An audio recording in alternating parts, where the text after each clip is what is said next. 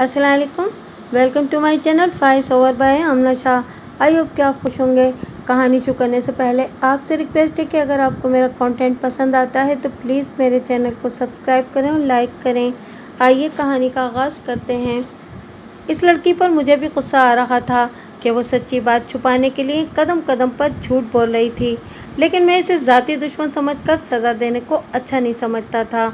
इम्तियाज़ ने एक कांस्टेबल को बुलाकर कहा कि शमीम को बाजू से पकड़कर और घसीट कर लाओ। कांस्टेबल इसी तरह लड़की को लाया जिस तरह इम्तियाज़ ने कहा था। नीचे बैठ जा, इम्तियाज़ ने थानेदारों के अंदाज में कहा। लड़की दीवार के साथ लगकर बैठ गई तो इम्तियाज़ ने इसे कहा, अब झूठ बोलो और देखो कि मैं तुम्हें किस तरह बेलिबास करवाता हूँ। तुम बदमाश और बदकार लड़की हो, हराम की औलाद हो। जो सही बात है वो बता दो। सच बात बता तो दी है, शमीम ने आहिस्ता से कहा। इम्तियाज़ ने उसके बाल अपनी मुट्ठी में लिए और ज़ोर से ऊपर को खींचा। लड़की की आंखें बंद हो गईं और उसके दांत बजने लगे। इम्तियाज़ ने झटका देकर उसके बालों को छोड़ा तो लड़की का सर दीवार के साथ लगा। उसे चक्कर सा आया और वो इस तरह बैठी कि पहले उसके दोनों हाथ फर्श पर लगे, फिर वो दीवार के साथ लग गई। इसकी आंखों से पानी निकल रहा था, जो बाल इतनी ज़ोर से खींचे जाने से निकला करता है। फिर ये पानी आंसू बन गया। चल उठ जा, खड़ी हो, इम्तियाज़ ने कहा। लड़की ने अपने दोनों हाथ दीवार पर रखकर खड़े होने की कोशिश की। इम्तियाज़ के तासुरात और लहजे की वजह से उसके चेहरे पर दहशत के तासुरात आ गए थे। वो मेरी तरफ रहम तलब नज़रों से देखने लगी। मैं उठ खड़ा हुआ और उस तक गया। इम्तियाज़ को पीछे कर दिया और मैं लड़की के सामने फर्श पर बैठ गया। हम तुम्हें सिर्फ एक मौका देते हैं, मैंने कहा। सच बात बता दो। तुमने देखा है कि नासिर और अशरफ यहाँ मौजूद हैं और हमें बयान दे चुके हैं। नासिर भी आ रहा है। ये बात बिल्कुल साफ हो गई है कि तुम नासिर के पीछे घर से निकली थी। अगर अब भी झूठ बोलोगी तो तुम्हारे साथ ये सलूक होगा जो इस थानेदार ने तुम्हें बताया है, और इसके बाद तुम्हें झूठा बयान देने और पुलिस को गुमराह करने के जुर्म में कैद की सज़ा मिलेगी। वो कानून तो जानती नहीं थी। मैंने उसे डराने के लिए कहा, और घर से भागने की सज़ा अलग मिलेगी। अगर सच बात बता दोगी तो हम तुम्हें बिल्कुल छोड़ देंगे और यहीं से घर भेज देंगे। उसने एक आह भरी और सर झुका लिया। मैंने शफकत से उसके सर पर हाथ रखा तो वो बड़े ज़ोर से बिदकी। इसे शायद ये डर लग रहा था कि मैं भी उसके बाल पकड़कर झंझोड़ूंगा। मैंने उसे उठाकर कुर्सी पर बिठाया और कहा कि अब बताओ क्या मामला है, क्या आप मेरा पर्दा रखेंगे? उसने इल्तिजा की। मैंने वादा किया कि मैं तुम्हें यहीं से घर भेज दूंगा। ये तो मैंने आपको अपनी कहानियों में कई बार बताया है कि कोई मुल्ज़िम या मुश्तबा या झूठा गवाह जब सच्ची बात कहने पर आमादा होता है तो वो पहले झिझकता है और ज़बान उसका साथ नहीं देती। यही हालत इस लड़की की हो रही थी। मैं इस अफराद की ज़बान को रवां करने का तजर्बा रखता था। ये लड़की तो थी ही मासूम सी, और इस पर इतना खौफ तारी हो चुका था कि उसका रंग पीला पड़ गया था। मेरे मुशफ़िकाना अंदाज और तसल्ली दिलासे से वो खुलकर बोलने लगी। मैं नासिर को बचाने की कोशिश कर रही थी। उसने कहा, नासिर ने मुझे अगवा नहीं किया था। मैं खुद अपनी मर्ज़ी से घर से निकली थी और मैंने अपने घर वापस आ जाना था। मैंने 8-10 रोज़ घर से गायब रहना था। उसकी ये अजीब-व-गरीब बात सुनकर मैं पहले तो हैरान हुआ, फिर ख्याल आया कि ये लड़की नासिर के साथ चंद दिनों के लिए ऐसी मौज मस्ती करने के लिए जा रही होगी। मैंने अपना ये ख्याल उस पर ज़ाहिर कर दिया और यहाँ तक कह दिया कि मैं समझ गया हूँ कि नासिर के साथ उसके ताल्लुकात हैं। नहीं, उसने तड़प कर कहा। मेरे सर पर कुरान मजीद रखकर मेरा बयान लो। नासिर के साथ मेरी सच्ची मोहब्बत थी। गांव में किसी से पूछ लो, किसी को भी कोई शक नहीं हुआ कि हम एक दूसरे को चाहते हैं। ये ओछों और कमीन लोगों जैसा प्यार नहीं था जो ऐसे ही खेतों में या कहीं और चोरों की तरह मिलते मिलाते हैं। पहले एक बात समझाओ, मैंने कहा, कि तुमने क्या कहा है कि तुमने वापस आ जाना था। क्या तुमने ये नहीं सोचा कि तुम्हारे घर वाले तुम्हारे साथ क्या सलूक करेंगे? मैंने आपको सारी बात अब बतानी है, शमीम ने कहा। मैंने कभी कुछ सोचा भी नहीं था। नासिर का बड़ा भाई है, बेचारा मशक्क़ी पाकिस्तान की जंग में शहीद हो गया था, या इसका कुछ पता ही नहीं चला। इधर गांव वालों ने इसकी बीवी पर तोहमतें लगानी शुरू कर दी। मैं जानती हूँ कि ये औरत ऐसी नहीं। इसे सबसे ज़्यादा बदनाम करने वाला मेरा भाई है, जिसकी अपनी बीवी भी है और एक बच्चा भी है। फिर इसे बदनाम करने वाले इसके सास ससुर हैं। मेरा भाई इस वजह से इस औरत को बदनाम करता था कि वो इसके साथ शादी करना चाहता था, लेकिन इसे रिश्ता ना मिला अब इस बेचारी औरत का खामिद नहीं रहा तो मेरे भाई ने इस औरत पर डोरे डालने शुरू कर दिए। मेरा ख्याल है कि ये औरत इसके हाथ ना आई और मेरे भाई ने इसे बदनाम करना शुरू कर दिया। ये औरत अशरफ की बहन है और नासिर इस औरत के खामिद का छोटा भाई है। नासिर के वालिदैन ने यानी इस औरत के सास ससुर ने इसे इसलिए बदनाम किया कि इसके खामिद के जो पैसे सरकार भेजती है वो इस औरत के नाम आते हैं और इसी के अंगूठे से वो रकम इसे मिलती है। इसके ससुराल वाले चाहते हैं कि ये रकम इनके बेटे की है, इसलिए ये इन्हें मिलनी चाहिए, या ये कि इसकी बीवी ये रकम इनके हवाले कर दे। लेकिन बीवी कहती है कि मैं ये रकम अपने दोनों बच्चों पर खर्च करती हूँ और जो बचती है वो अलग रख देती है और मुझे अल्लाह की बारगाह से उम्मीद है कि मेरा खामिद वापस आ जाएगा और मैं बची हुई ये रकम उसे दिखाऊंगी। क्या इस औरत के साथ तुम्हारी कभी बात हुई है? मैंने पूछा। हाँ जी, उसने जवाब दिया, वो बहुत अच्छी औरत है, वो किसी के साथ ख़राब होने वाली औरत नहीं। तुम नासिर के साथ क्यों चली गई थी? आप मेरी बेवकूफ़ी पर हंसेंगे, उसने कहा। मैं अपने भाई को एक सबक सिखाने के लिए निकली थी और नासिर ने इंतकाम लिया था। अशरफ ने इसका साथ दिया था। नासिर ने मुझे कहा था कि तुम्हारा भाई एक शहीद की बेवा को न सिर्फ बदनाम कर रहा है बल्कि उस पर उसने दस्तराजी भी की है। शमीम ने दस्तराजी की तफसील ये बताई कि वह हर जुमेरात को दुल्ली शाह की खानकाह पर कोरा दिया जलाने के लिए जाती थी और अपने खामिद की वापसी की दुआएं मांगती थी। नासिर ने शमीम को बताया था कि शमीम का भाई खानकाह तक उसका पीछा करता था। एक रोज़ शाम ज़रा गहरी हो गई तो ये औरत यानी अशरफ की बहन खानकाह से वापस आ रही थी। शमीम के भाई ने इसे बाजू से पकड़कर इस तरफ ले जाने की कोशिश करी जिस तरफ खड नाले हैं। इस औरत ने ये बात नासिर को बताई। शमीम ने अपने बयान में कहा कि उसने ये बात सुनी तो वो गुस्से से जलने लगी। मैं कहती हूँ कि गांव वाले मुझे बदनाम करें तो मेरे भाई को पता चले कि जिसकी बहू बेटी बदनाम हो जाती है उसका क्या हाल होता है, शमीम ने नासिर से कहा। शमीम ने हमें सुनाया कि नासिर सोच में पड़ गया, वो भी बड़े गुस्से में था। शमीम, नासिर ने उसे कहा, तुमने मुझे एक रास्ता दिखा दिया है, एक काम करो, एक रात घर से निकलो, मैं तुम्हें कहीं छुपा दूंगा और कुछ दिन तुम्हें इस तरह गायब रखूंगा कि इस दौरान मैं तुम्हारे भाई से पूछूंगा कि तुम एक शरीफ औरत को बदनाम करते फिरते हो, अब बताओ। शमीम इस अनोखी इंतकामी कार्रवाई के लिए तैयार हो गई और एक रात घर से निकल गई। मैंने आपके आगे बहुत झूठ बोले हैं, शमीम ने कहा। ये मैंने नासिर को बचाने के लिए बोले हैं। कुछ दिनों बाद मैंने अपने घर वापस आकर मालूम नहीं क्या कहना था, लेकिन नासिर का नाम नहीं लेना था। अगर मैं नासिर का नाम लेती तो आप इसे अगवा के जुर्म में गिरफ्तार कर लेते। अगर आप छोड़ देते तो मेरा भाई और बाप इससे बदला लेते। आप जानते हैं कि बदला कत्ल करके लिया जाता है। अब भी मैं यही कहती रहूँगी कि मुझे इन दो आदमियों ने गाँव में से उठाया था। मैंने आपको अपनी कहानियों में ये बात कई बार बताई है कि जिन लोगों ने कभी जुर्म न किया हो और वो गुस्से और दूसरे जज्बात से मगलूब होकर इंतकामी कार्रवाई पर उतर आते हैं तो इसी किस्म की अहमकाना कार्रवाइयाँ करते हैं जैसे शमीम और नासिर ने की थी। शमीम ने अपना बयान देकर मेरी मिन्नत समाजत शुरू कर दी कि मैं नासिर को ना पकड़ूं। मैंने इसे साफ लफ्ज़ों में समझा दिया कि नासिर को किसी भी दफ़ा के तहत गिरफ्तार नहीं किया जा सकता क्योंकि वो अपनी मर्जी से उसके साथ गई थी। नासिर आया हुआ था। मैंने इम्तियाज़ से कहा कि हवलदार की बीवी को भी बुला ले। शमीम को हमने अलग भेज दिया और नासिर को बुलाया। नासिर बेटा, मैंने उसे कहा, सारी बात खुलकर सामने आ गई है, अब झूठ बोलने की कोशिश ना करना। तुमने अगर कोई और जुर्म नहीं किया तो ये कोई जुर्म नहीं कि शमीम तुम्हारे साथ घर से निकल गई थी। वो बयान दे चुकी है। हमें ये बताओ कि ये किस्सा क्या है। उसने बड़ी जुर्रत से बात की और वही बयान दिया जो शमीम दे चुकी थी। उसने जो इजाफी बातें की वो मैं आपको सुना देता हूँ। मेरा भाई सितंबर 1965 की जंग में लांस नाइक था, नासिर ने बयान देते हुए कहा। वो खेमकरन के महाज पर लड़ा था और जब लड़ाई के बाद छुट्टी पर आया था तो गांव वालों ने बाहर निकलकर उसका इस्तकबाल किया था और उसे हाथों पर उठाया था। हमारे गांव से जितने फौजी लड़ाई से वापस आए थे इन सब का इस्तकबाल गांव वालों ने इसी तरह किया था। लेकिन वही भाई मशरकी पाकिस्तान में लड़ा तो गांव में लोगों ने उसकी बीवी को बुरी निगाहों से भी देखा और बदनाम भी किया। अगर हमें शिकस्त हुई है तो ये मेरे भाई का कसूर तो नहीं था, वो तो शहीद हो गया है या दुश्मन की कैद से बचने के लिए कहीं गायब हो गया है। क्या मैं नहीं जानता कि मशरकी पाकिस्तान किसने दुश्मन को दिया है?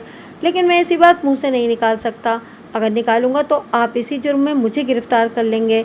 आज वही बादशाही कर रहे हैं जिन्होंने मुल्क की इज्जत पर जानें कुर्बान की। इनके अपने घरों की इज्जत खतरे में पड़ गई है। नासिर पुत्र, मैंने कहा, मैं बिल्कुल यही महसूस कर रहा हूँ जो तुमने महसूस किया है। मुझे सिर्फ ये बताओ कि हुआ क्या है। यह तो तुम अपने जज्बात का इजहार कर रहे हो। मेरी भाभी हमारे घर में रहती थी, नासिर ने कहा। 2-4 दिनों के लिए वो अपने घर भी चली जाती थी। मेरा भाई अपनी पलटन के साथ मशरक़ी पाकिस्तान चला गया था। मेरे दिल में इस औरत का दर्जा बड़ी बहन और माँ का है।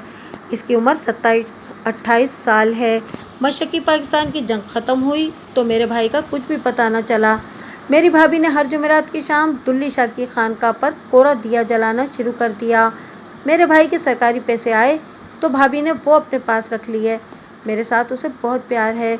उसने मुझे कहा कि वो ये पैसे अपने बच्चों के लिए रखेगी। पहले भी मेरे भाई के जो पैसे आते थे वो भाभी अपने पास ही रखती थी, मगर भाई लापता हो गया तो मेरी माँ ने मेरे बाप से कहा कि अपनी बहू से कहो कि अब जो सरकारी पैसे आते हैं वो हमारे हवाले कर दिया करे। ये बात मेरी मौजूदगी में हुई थी। मुझे ऐसी उम्मीद बिल्कुल नहीं थी कि मेरा बाप ये बात मान जाएगा, लेकिन बाप ने मेरी भाभी से कहा कि ये हमारे बेटे की रकम है और इस पर तुम्हारा कोई हक नहीं। भाभी ने कहा कि मैं इन पैसों से कौन सा ऐशो इशरत कर रही हूँ, इन बच्चों के लिए रख लेती हूँ। ये तुम्हारे बेटे के ही बच्चे हैं। इस मसले पर नासिर की भाभी और वालिदैन में आए दिन झगड़ा होने लगा। देहात में फौजियों के घरों में ऐसे झगड़े होते रहते हैं। शादीशुदा फौजी अपनी बीवियों को अपना वारिस लिखवाते हैं। वो महाज पर जाते हैं तो इनकी तनख्वाह का कुछ हिस्सा जितना वो लिखवाते हैं इनकी बीवियों को हर माह बाकायदगी से मिलता रहता है। शहादत की सूरत में बीवियों को कुछ रकम मिलती है। यहाँ से एक मसला पैदा होता है। शहीद की बेवा खानदान की सरकारी रकम खाविंद की सरकारी रकम वसूल करती है और अपने माँ बाप के घर चली जाती है। बाद शहीदों के वालिदैन इसे अपनी हक तलफी समझते हैं। मैंने कई घरों में ऐसे झगड़े देखे हैं। नासिर के घर यही तनाज़ा पैदा हो गया था।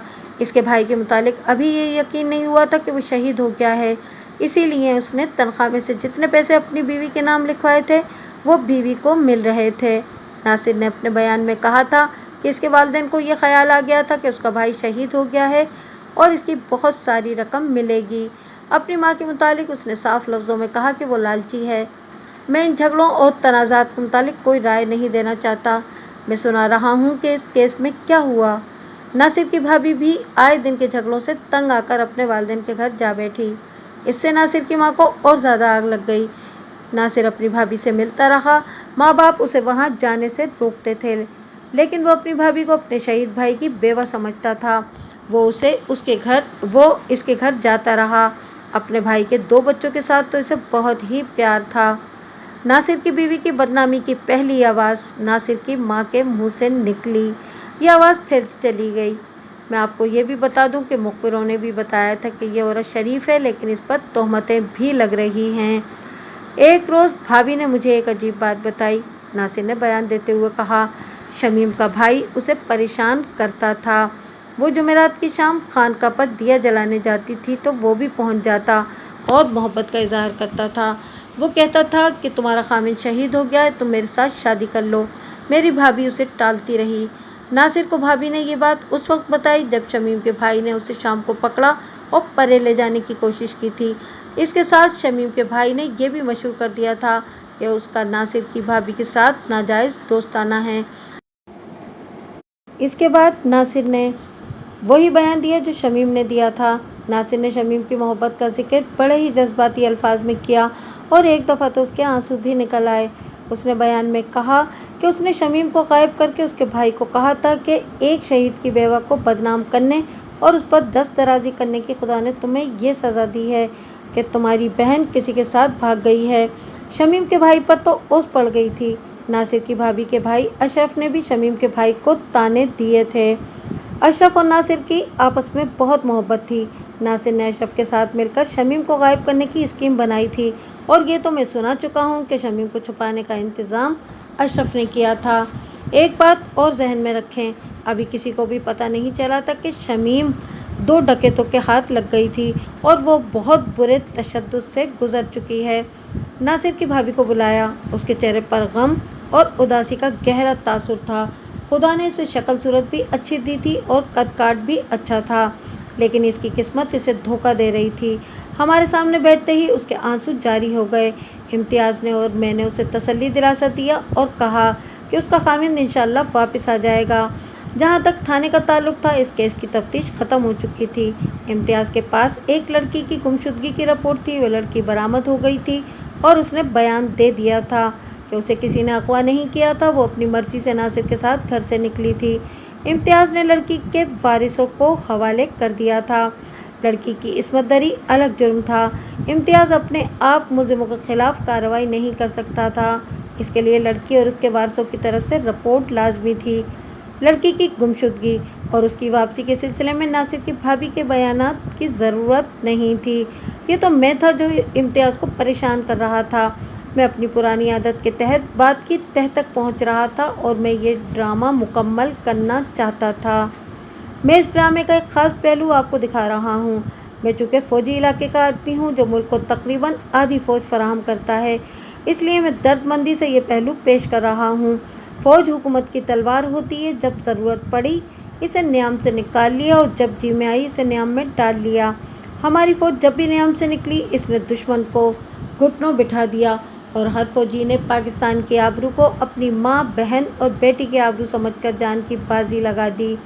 उधर सरहद पार हमारा दुश्मन अपनी फ़ौज को लड़ने वाली और फतहयाब होने वाली फ़ौज बनाता रहा।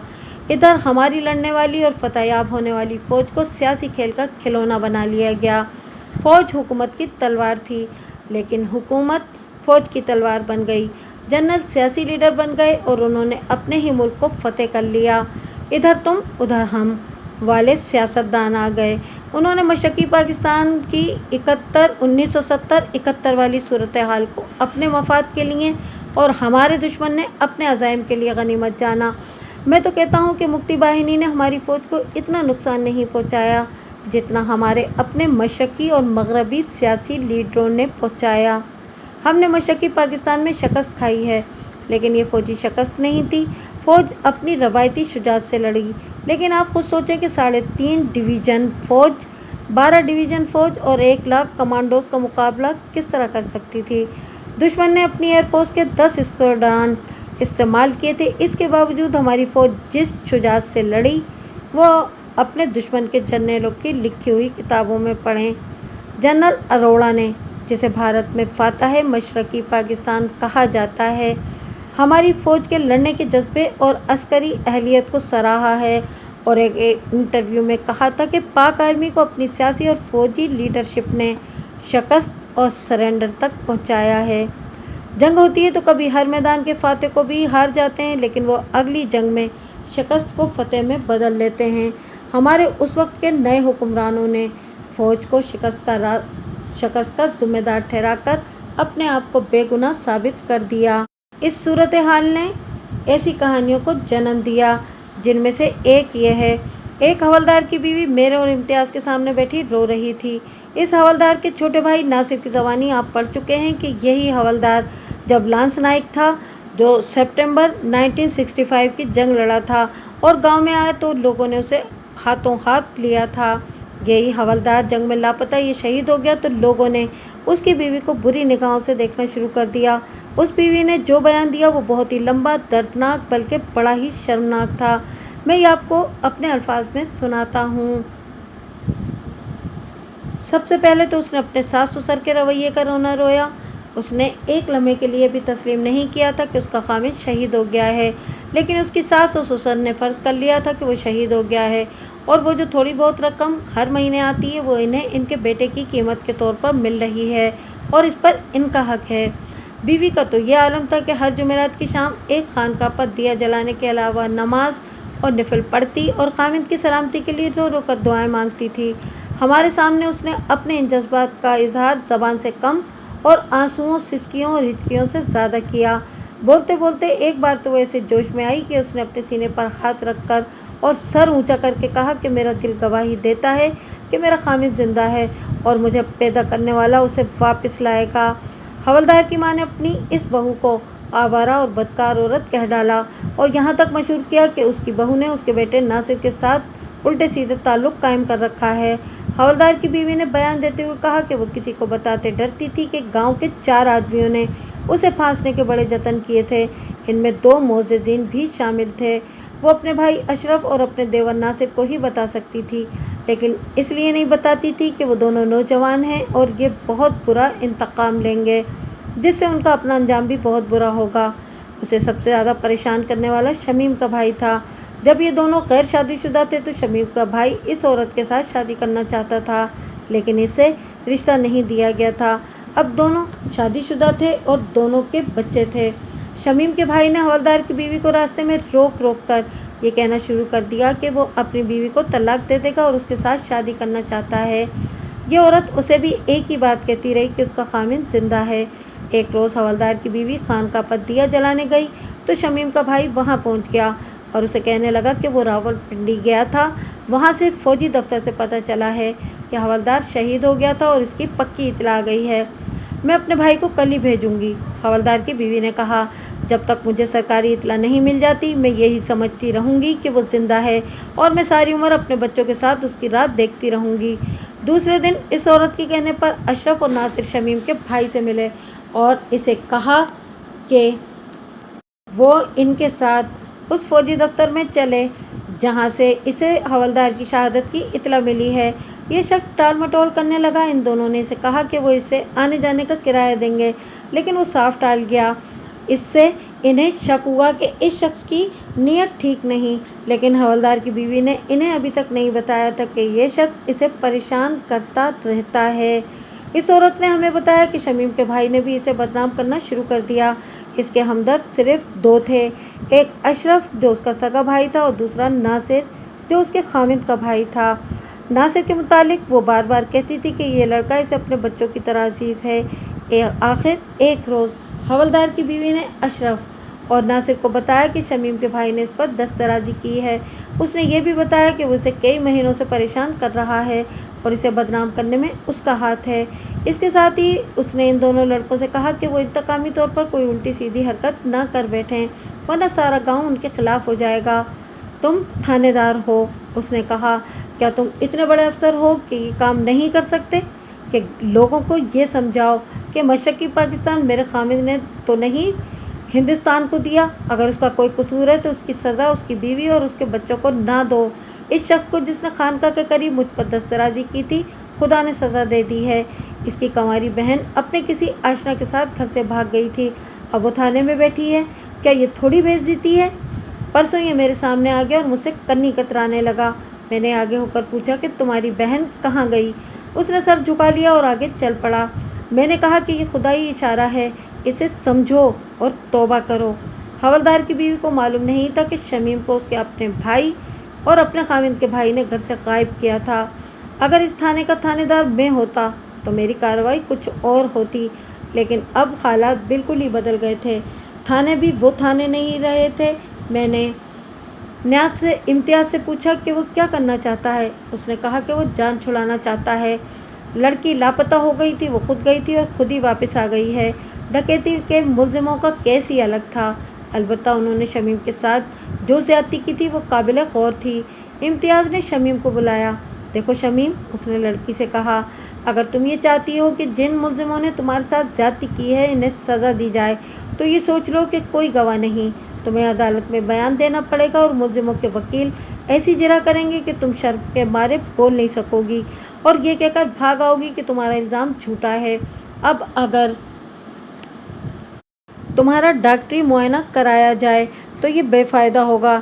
ये भी सोच लो कि तुम खुद अपनी मर्जी से घर से निकली थी। तुम चाहती हो कि नासिर को गिरफ्तार ना किया जाए, लेकिन तुम अपनी ज़बान से कहोगी कि तुम नासिर के पीछे घर से निकली थी, तो तुम्हारे साथ ये इल्ज़ाम मुजरिमाना हमले का नासिर पर आएगा।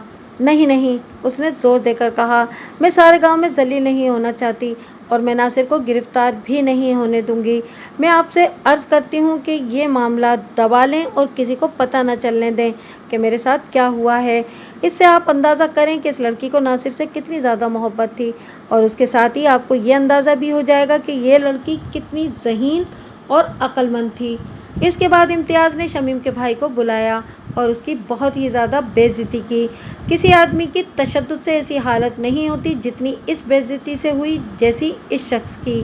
جس شخص کی بیوی پر تم نے بری نظر رکھی تھی اور اس کی عزت پر ہاتھ ڈالا تھا، وہ اپنے ملک کی عزت پر قربان ہو گیا ہے، امتیاز نے کہا۔ ہو سکتا ہے کہ وہ واپس آ جائے تو وہ تمہیں زندہ نہیں چھوڑے گا۔ خدا نے تمہیں جو سزا دی ہے وہ دیکھو۔ تمہاری اپنی بہن گھر سے نکل گئی تھی، اس نے صرف یہ بیان دیا ہے کہ وہ اپنی مرضی سے گئی تھی اور اپنی مرضی سے واپس آ گئی ہے۔ میں اسے زبردستی نہیں کہلوا سکتا کہ اس شخص کا نام بتائے جس کے ساتھ گئی تھی۔ اگر تم نے اپنی بہن کے ساتھ کوئی گڑبڑ کی تو میں تمہیں نہیں چھوڑوں گا۔ خدا نے تمہیں ایسی سزا دی ہے کہ اب تمہاری اس بہن کو کوئی شریف گھرانہ قبول نہیں کرے گا۔ شمیم کے بھائی نے باقاعدہ ہاتھ جوڑ دیے اور اپنی بہن کو ساتھ لے کر چلا گیا۔ پھر تمام ان افراد کو جنہیں تھانے بلایا گیا تھا جانے کی اجازت دے دی گئی۔ سب انسپکٹر امتیاز نے مجھے صرف یہ خراج تحسین پیش کیا۔ واہ چاچا، انکل جی، مزہ آ گیا۔ میں نے آپ کو پہلے بتایا کہ میں اس گاؤں میں اپنے قریبی رشتہ داروں کے گھر گیا تھا۔ انہوں نے حوالدار کی بیوی کی شرافت کی تصدیق کی تھی۔ میں اگلے دن وہاں سے واپس آ گیا۔ 6-7 مہینوں بعد میرے رشتہ داروں میں سے دو تین آدمی میرے ہاں آئے۔ میں نے ان سے پوچھا کہ اس کیس کے متعلق خاندانوں میں کوئی چپقلش ضرور ہوئی ہوگی۔ انہوں نے بتایا کہ یہ کیس ختم ہونے کے 1.5-2 مہینے بعد اطلاع آ گئی تھی کہ حوالدار زندہ ہے اور کسی قیدی کیمپ میں ہے۔ اس کے 2 خط بھی اپنی بیوی اور والدین کے نام آئے تھے۔ پتہ چلا کہ حوالدار سرنڈر کے بعد جنگی کیس سے بچنے کے لیے ادھر ادھر ہو گیا تھا اور ایک بنگالی خاندان نے اسے اپنے گھر میں چھپا لیا تھا، لیکن کسی طرح مخبری ہو گئی تو مکتی باہنی نے اسے آ پکڑا اور انڈین آرمی کے حوالے کر دیا۔ میں نے شمیم کے متعلق خاص طور پر پوچھا۔ میرے عزیزوں نے بتایا کہ وہ معلوم نہیں کس کے ساتھ نکل گئی تھی۔ یہ ایسا داغ تھا کہ اس کے رشتہ داروں میں سے کوئی بھی اس کے رشتے کے لیے ان کے گھر نہ گیا۔ آخر ایک روز گاؤں میں یہ خبر پھیل گئی کہ گزشتہ رات ناصر اور شمیم کا نکاح ہو گیا ہے۔ ناصر کے گھر والوں نے بہت شور مچایا تھا، لیکن ناصر نے اعلان کر دیا کہ اس کے خلاف اگر اس طرح کی بک بک ہوتی رہی تو وہ شمیم کو ساتھ لے کر گاؤں سے ہی چلا جائے گا۔ اس دھمکی سے ناصر کے والدین دبک گئے اور انہوں نے شمیم کو قبول کر لیا۔ تقریباً 1 سال بعد امتیاز سے ملاقات ہوئی تو مجھے ڈکیتی کے وہ 2 ملزم یاد آ گئے۔ میں نے اس سے پوچھا کہ انہیں کتنی سزا ہوئی تھی۔ سزا؟ امتیاز نے کہا، وہ تو سرکار نے چھڑا لیے تھے۔ انہوں نے سرکار کی بڑی خدمت کی تھی۔ سونی دھرتی اللہ رکھے میرے منہ سے بے اختیار نکلا۔